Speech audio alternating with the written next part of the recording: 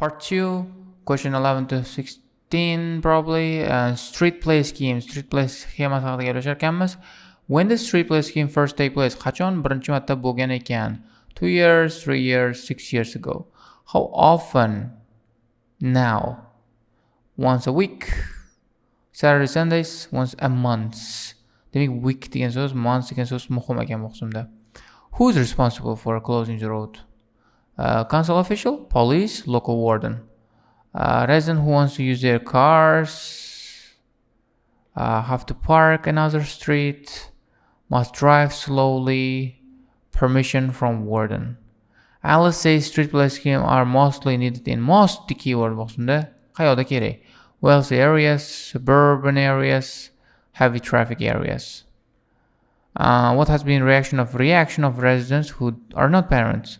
Many of them were unhappy at first, like seeing children playing, surprised by the lack of noise. Tushunarli bo'lgan bo'lsa, qarab olinglar, sizlar ham davom etamiz, boshlaymiz ishimizni.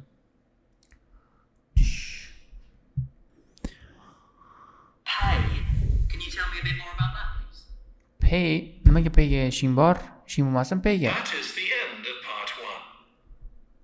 You now have 1 minute to check your answers to part 1. No, we don't have 1 minute to check our answers. We just move on to part 2. Where is part 2? Give me part 2. Part 2. Boshladik siz. Now listen carefully and answer questions 11 to 16. Let's go. My guest on the show today is Alice Riches, who started the street play scheme where she lives in Beechwood Road. For those of you that don't already know, street play involves local residents closing off their street for a few hours so that children have a chance to play in the streets safely. She started it in her own street, Beechwood Road, and the idea caught on. And there are now street play schemes all over the city. So, when did you actually start the scheme, Alice? Well, I first had the idea when my oldest child was still a toddler. So that's about 6 years ago now. But it took at least 2 years of campaigning before we were actually able to make it happen. So the scheme's been up and running for 3 years now. We'd love to be able to close our road for longer for that. O'zi ko'rganingizdek 6 yil oldin ideyasi bo'lgan ekan. 2 yil harakat qilgan ekan, 3 yildan keyin 3 yildan beri ishlayapti ekan. Xo'p, ko'ramiz. First, I had the idea when I was still a toddler, 6 years ago now. It took at least 2 years of campaigning before we were actually able to do it again. Up and running for 3 years now. 3 yil bo'lgan, shuning uchun ham bino oldik. Whole weekends from Saturday morning until Sunday evening, for example. At the moment, it's just once a week. But when we started, it was only once a month. But we're working on it. O'z ko'rganingizdek, biz aholimiz Saturday Sunday полный weekend yopiq tursa, hozir once a week dedi, biz boshlaganimizda once a month dedi. Shuning ham ayni oldik. Oh well. Would love to be a closed orders for the whole weekend. Says, for example, at least at the moment keyword now it's just once a week, but when we started it was once. Demak, javoblar tushunarli bo'lishi shekilli sizlarga shu keywordlarni qaraganda.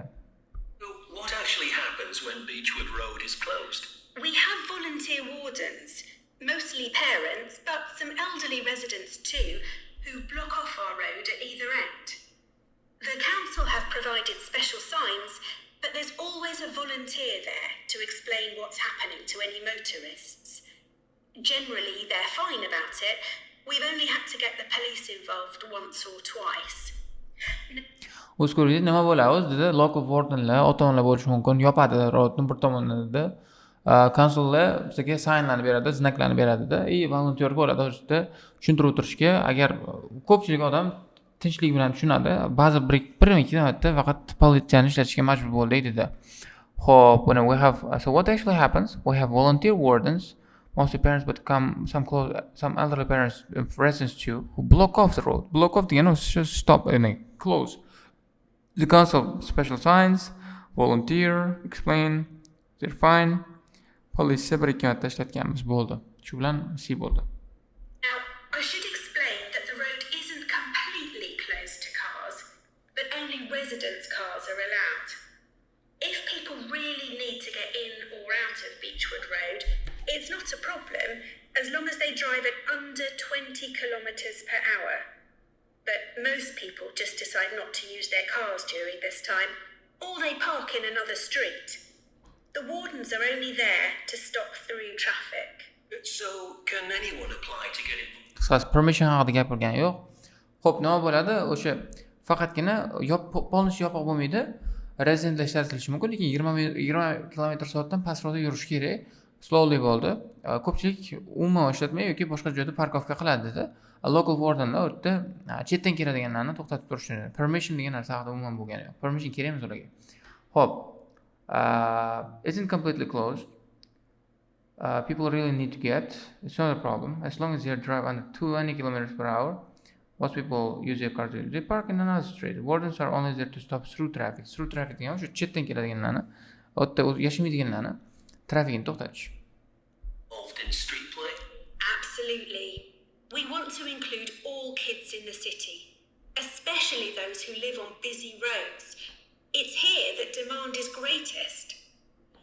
Obviously, there isn't such demand in wealthier areas where the children have access to parks or large gardens, or in the suburbs where there are usually more places for children to play outside. O'z ko'rgazing, hammani e'tiborga tortmoqchi emas, especially dedi heavy traffic bor joyda dedi, chunki u yerda o'ynaydigan joy yo'q bolalar uchun. Wales arealarda kerak emas, ularda bog'lari bor, quite suburban joylarda o'zi mashina yurmaydi, o'shuning uchun ham ularga uncha muhim emas dedi. Xo'p, can anyone apply to get involved? Absolutely. We want to include all the kids, especially those who live in the busy roads. Mana job, mana there isn't such demand in the Wales areas.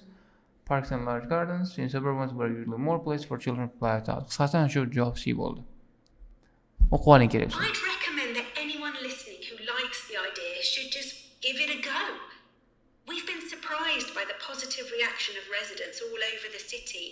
And that's not just parents. There are always a few who complain, but they're a tiny minority. On the whole, everyone is very supportive and say they're very happy to see children out on the street, even if it does get quite noisy. O'z ko'rganingizdek, hamma positive note-da bir ikkita odam baribir bo'ladi, complain qiladigan. Shuning uchun many of them emasda bu, bir ikkita odamda u. They like it, they are delighted dedimi, they are happy dedimi. Qisqasi bolalarni ko'chada ko'rganlar xursand. Also it sometimes gets noisy dedi. Demak shoqinli bo'lib ketar ekan. Demak surprise lack of noise bo'lmas ekan bu. Siz chiqib ketadi. O'qiymiz. On the whole everyone is very supportive. Mana we have been surprised that by the positive reaction by the residents all over the city, not just parents, there are always a few who complain, but there are a tiny minority supporters.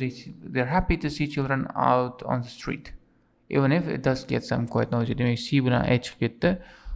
Bu shu A bilan C chiqib ketganining sababini tushunmoqchi bo'lsanglar, umumiy javoblarni nimaga bularligini sababini tushunmoqchi bo'lsanglar, qisqasi kamida Google ga tashlab ko'ringlar, nima bo'ldi odda. Vocab yodlamasanglar ham Google ga tashlab ko'ringlar. Real vocab yodlasanglar baraka topasiz, lekin mayli baraka topib keling kelmasa yoki shu lazylik qilmoqchi bo'lsangiz, shuni Google ga tashlab qo'yinglar. Va shu xohlamasanglar uni ham qilmanglar. Просто hech narsa qilmanglar. Videoni ko'ringlar. Bar videoni ko'rsanglar ham ozgina baribir hech narsa qilmagandan ko'ra shu yaxshi-da. Hech narsa qilmasdan 5 olgandan ko'ra videoni ko'rib 5,5-6 olsanglar, ozgina uydanglar ham sharmanda anaqa bo'lmaydi, uyat bo'lmaydi. Uydanglar o'ylaylar, chunki ozgina harakat qilinglar bolalar. Nima ahvol bu? Nima ahvol? Shunchalik ham bo'ladimi? Voy, listening now.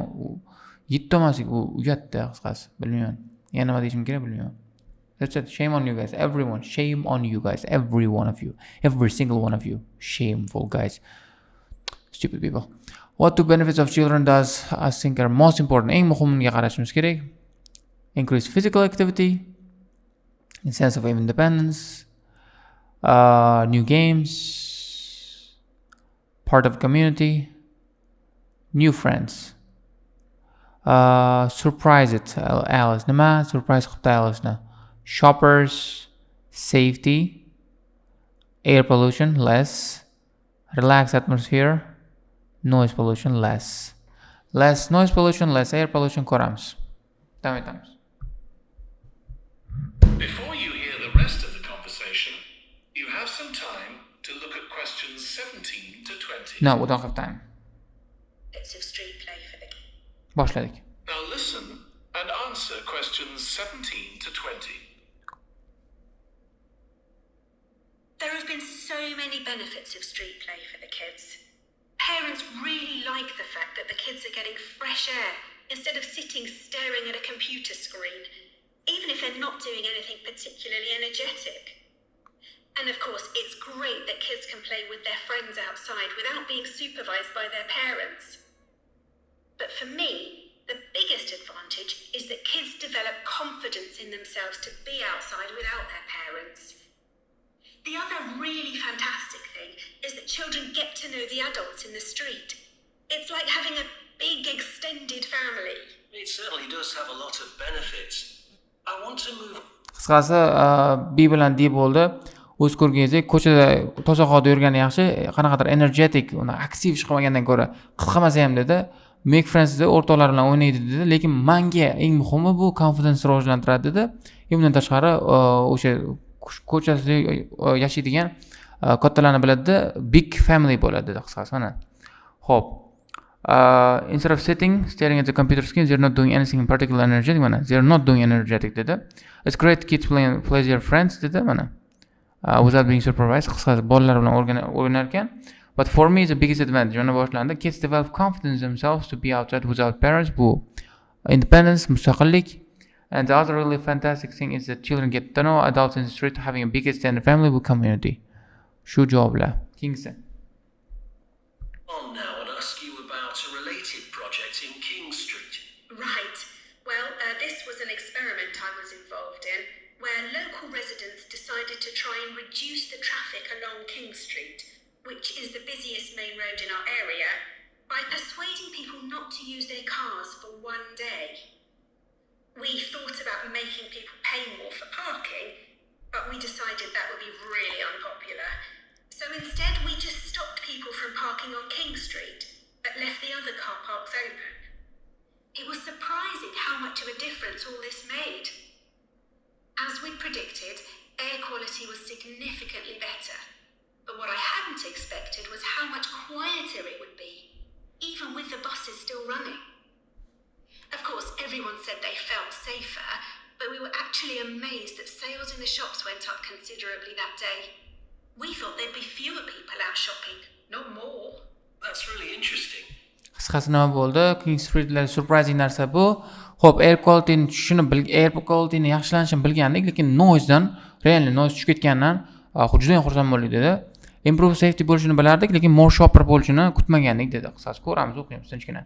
Mana, it's surprising how much of the difference it all made. As we predicted, mana, o'zi predict qilgan. Air quality was significantly better. Demak, air quality'ni masalan sini olsanglar, laser pollution javob xato bo'ladi, chunki ular predict qilib bo'lgan, ular surprise qilmagan bundan.